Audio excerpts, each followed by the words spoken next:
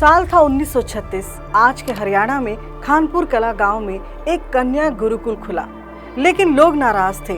भला लड़कियां पढ़कर करेंगी क्या? जब चूल्हा चौका ही करना है तो पढ़ाई लिखाई का क्या काम? ऐसा सोचकर कन्या गुरुकुल खोलने वाले एक तपस्वी का मजाक तक उड़ाया। लोगों की सोच और समाज की परवाह ना करते हुए गुरुकुल खुला, लेकिन बच्चियां पढ़ने नहीं आई। तब उस तपस्वी ने अपनी बेटी सुभाषिणी व गुणवती और अन्य छात्रा जिनका नाम था गार्गी को पढ़ाना शुरू किया। धीरे धीरे लोग तपस्वी की बात समझे। इक्का दुक्का अन्य लोगों ने भी अपनी बेटियों को गुरुकुल में पढ़ने भेजा। लेकिन थोड़े समय बाद इस गुरुकुल को खोलने वाले उन महान तपस्वी को 14 अगस्त 1942 की रात 9:30 बजे 5 मजहबी कट्टरपंथी मुसलमानों ने गोली मारकर हत्या कर दी। ये पूरा किस्सा क्या था और इस किस्से में आर्य समाज का क्या योगदान था, मरने वाले ये तपस्वी कौन थे, ये सब जानेंगे विस्तार से शत शत नमन के इस स्पेशल प्रोग्राम में।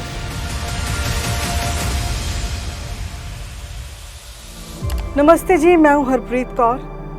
24 फरवरी थी, सन था 1885। सोनीपत के पास महारा जुआ गांव में चौधरी बब्बर गंटवाला मलिक के यहाँ एक बेटे का जन्म हुआ था। नाम रखा गया फूल सिंह मलिक। पढ़ने लिखने में तेज तर्रार, बोलने में माहिर, मानो हर सवाल का जवाब लेकर पैदा हुए हों। फूल सिंह ने जुआ स्कूल से 4वीं कक्षा तथा खरखोदा से 8वीं श्रेणी उत्तीर्ण की। उस समय इतनी पढ़ाई भी कम न थी। जब फूल सिंह 20 साल के हो गए तो पिता ने धूमधाम से धूपा देवी नाम की एक सुशील कन्या से उनका विवाह करा दिया। इसी दौरान फूल सिंह पानीपत नगर में राजस्व विभाग में पटवारी पद पर आसीन हो गए। राजस्व विभाग में पटवारी का अर्थ था घर पैसों से भर जाना, क्योंकि इस पद पर बहुत रिश्वत आती थी। फूल सिंह भी रिश्वत से इनकार नहीं करते थे। अब हुआ यूं कि एक दिन वहां आर्य समाज का उत्सव था। उत्सव में अनेकों विद्वान आए हुए थे। पटवारी जी को भी अतिथि के रूप में निमंत्रण मिला हुआ था, पर पंडित ब्रह्मानंद जी से यज्ञोपवीत ले लिया। आर्य समाज से जुड़े विद्वानों के प्रवचन सुने तो मन में एक प्रकार की गलानी सी उत्पन्न होने लगी। स्वामी दयानंद जी के उपदेश पढ़े, स्वामी श्रद्धानंद जी के विचार सुने तो पटवारी फूल सिंह का मन परिवर्तन हो गया। वो भी ऐसा कि अपने पद से त्याग पत्र दे दिया और साथ ही लोगों से ली गई रिश्वत लौटाने का दृढ़ निश्चय कर लिया। पटवारी काल में टोटल रिश्वत लगभग 5,000 रुपए थी। फूल सिंह ने सारी पैतृक भूमि बेचकर एक बड़ी पंचायत करके ये सारे रुपए लोगों को लौटा दिए और पटवारी फूल सिंह से बन गए भक्त फूल सिंह। अब भक्त फूल सिंह ने वैदिक धर्म का प्रचार और आर्य समाज के कार्यों को अपने जीवन का लक्ष्य बनाया। लक्ष्य बनाया शिक्षा देने का, लक्ष्य बनाया बच्चियों को पढ़ाने का। लेकिन इसके अलावा भी कई सारे समस्याएं सामने थी। दरअसल उन दिनों पता चला कि करनाल के संभालका गांव में हत्था खुलने वाला है। पता लगने पर भक्त जी ने बड़ी संख्या में लोगों को साथ लेकर हत्था रोकने के लिए चढ़ाई कर दी। भीड़ और भक्त जी का रौद्र रूप देखकर करनाल के डिप्टी कमिश्नर को विवश होकर कहना पड़ा कि यहाँ गोवध नहीं होगा। भक्त जी के सामने अभी कई सारी चीजें ऐसी थी जो वह समाज से समाप्त करना चाहते थे। उनमें एक थी विवाह में अधिक फिजूल खर्ची। सन 1925 था। गांव था जिला रोहतक। हरियाणा प्रांत की सब खापों की एक बड़ी भारी पंचायत बुलवाई और इस अवसर पर बहुत से उपयोगी प्रस्ताव पास करवाए। कई कुप्रथाओं को समाप्त करने की लोगों को शपथ दिलाई। इतना ही नहीं, हिसार के पास कुछ दलित समाज के बंधुओं ने कुआं बनवाना आरंभ किया तो मुसलमानों ने इसका विरोध किया। दलित निराश थे। अंत में वो निराश होकर भक्त फूल सिंह के पास आए और अपनी कष्ट भरी गाथा सुनाई। भक्त जी ने उन्हें कुआं बनवाने का आश्वासन दिया और 1 सितंबर 1940 को मोट पहुंच गए। उन्होंने लगातार 3 दिनों तक गांव के मुसलमानों को समझाया, लेकिन मुसलमानों पर उनकी बातों का कुछ भी प्रभाव नहीं पड़ा। भक्त जी ने आमरण अनशन शुरू कर दिया और कहा, कुआं बनने पर ही अन्न ग्रहण करूंगा, अन्यथा यही प्राण त्याग दूंगा। मुसलमानों ने भक्त जी पर 3-4 दिन बाद रात के अंधेरे में हमला किया। भक्त जी बच गए, लेकिन बाद में उसी जगह कुआं बनवाया। जब इस घटना के बारे में महात्मा गांधी जी ने सुना तो बहुत प्रसन्न हुए और भक्त जी से मिलने की इच्छा प्रकट की। भक्त जी दिल्ली आए और महात्मा गांधी से लगभग 1.5 घंटे तक वार्तालाप चला। गांधी जी ने भक्त जी से कहा, आप आर्य समाज को छोड़कर मेरे कार्यक्रम के अनुसार कार्य कीजिए। समय समय पर मैं आपको यथाशक्ति मदद देता रहूंगा। इससे आप देश की अधिक सेवा कर सकेंगे।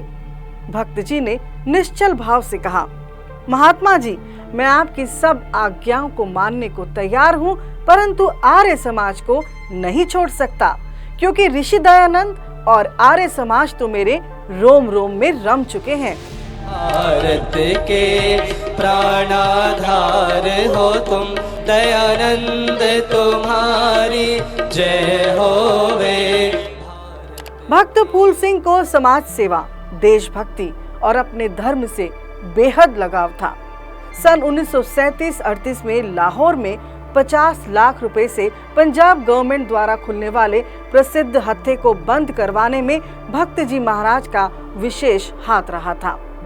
केवल इतना भर नहीं, जब आर्य समाज का शुद्धि आंदोलन चला तो सैकड़ों मुसलमानों को हिंदू बनाकर पुनः वैदिक धर्मी बनाया। और जब लोहारू में आर्य समाज के उत्सव पर मुसलमानों ने आक्रमण कर दिया, तब स्वामी स्वतंत्रतानंद जी और भक्त फूल सिंह जी वहां पहुंचे, जमकर संघर्ष किया। यहाँ तक कि गहरी चोटें आने से भी वे मूर्छित तक हो गए थे। यानी भक्त फूल सिंह जी ने अपना सारा जीवन धर्म, समाज और शिक्षा के लिए आहूत कर दिया था।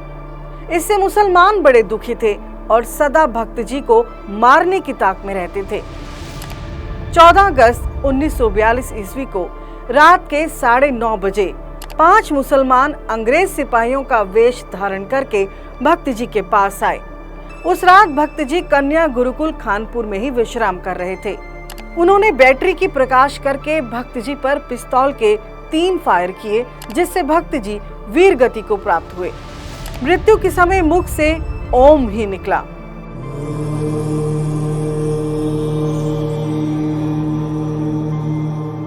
भक्त जी का बलिदान व्यर्थ नहीं गया। कहते हैं, वीर पुरुष की संतान भी वीरता की मिसाल कायम करती है। भक्त जी की बेटी ने कन्या गुरुकुल की देखरेख आरंभ की। उनके द्वारा रोपा गया कन्या गुरुकुल का वह पौधा आज वट वृक्ष बन चुका है। आज इस शिक्षण संस्थान की जगह उत्तर भारत का पहला महिला विश्वविद्यालय और राजकीय महिला मेडिकल कॉलेज चल रहे हैं। इन संस्थानों में करीब 8,000 छात्राएं पढ़कर अपना भविष्य गढ़ रही हैं। भक्त फूल सिंह के बलिदान के बाद उनकी बेटी सुभाषिणी ने इस संस्थान को क्षेत्र के लोगों के साथ मिलकर आगे बढ़ाया। सुभाषिणी को नारी शिक्षा के लिए काम करने पर पद्मश्री से नवाजा गया। राज्य सरकार ने 31 जुलाई 2006 को कन्या गुरुकुल संस्था व भैंसवाल गुरुकुल को टेक ओवर करके भक्त फूल सिंह महिला विश्वविद्यालय का दर्जा दिया। यह उत्तर का पहला महिला विश्वविद्यालय बना। 3 छात्राओं से शुरू हुए इस संस्थान में आज करीब 8,000 छात्राएं पढ़ती हैं। वैदिक धर्म तथा कन्याओं की शिक्षा के लिए समर्पित बलिदानी भक्त फूल सिंह जी के बलिदान पर आर्य समाज अपने इस महात्मा को शत शत नमन करता है।